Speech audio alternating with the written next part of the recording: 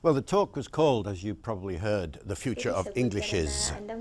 And the important thing is that ES ending at the end there. You know, don't fall into the trap of thinking, as some people do around the world, there is no such word. You know, English does not have a plural. Oh, yes, it does. English is very definitely around. And that word came into being about 10 or 15 years ago, really, to reflect the reality of what happens when English becomes a global language. Because what does happen? You know, as a country takes up the English language and adopts it, it immediately adapts it to suit its circumstances. Because what is language for? Language exists in order for us to talk about what we want to talk about. So what do you want to talk about? Well, anything, I suppose, the whole world, but you especially want to talk about what's happening in Serbia, or whoever's watching this, your country. And therefore, you want to have an English that actually reflects your local interests, your history, the things that happen around you, all the things that you would naturally do in your own language. If you're learning another language as an international language, then you want to be able to talk in that language as well. And so what is happening in English as it goes around the world, becomes global, is that the different countries that have adopted it immediately start to make it their own. They start to shape it and push it in a direction it never was in before.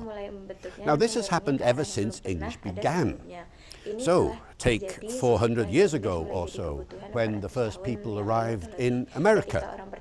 And, you know, we're talking 1606, that's the sort of period. And they settle on the eastern seaboard of America. You get the beginnings of Virginia, and the result is American English eventually. But how long do you think it takes for an American English to develop? Are you thinking decades or hundreds of years? It only takes weeks for a new variety of English to start to grow. Because as soon as you arrive, you want to talk about what you see. And what did the mariners see and the settlers see when they arrived in America? They saw new plants, new animals.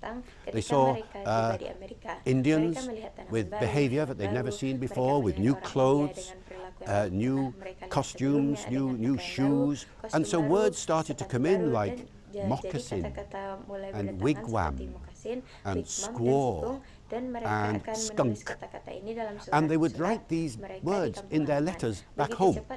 So suddenly in British English, these letters were coming through with American English in, just a few days after these guys had arrived in America.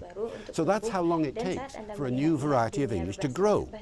And as you look around the modern English world, and you see English developing in places like, well, you know, everywhere now, everywhere. All countries in the world have English either as a first language or a second language or a privileged foreign language.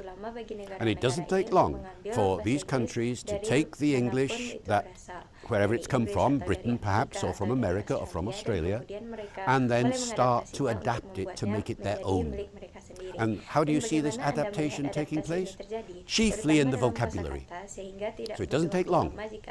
If you take a dictionary like the Dictionary of South African English, for instance, there are 10,000 words in that dictionary that are only used in South Africa, you see, or perhaps just around South Africa, like Zimbabwe and so on.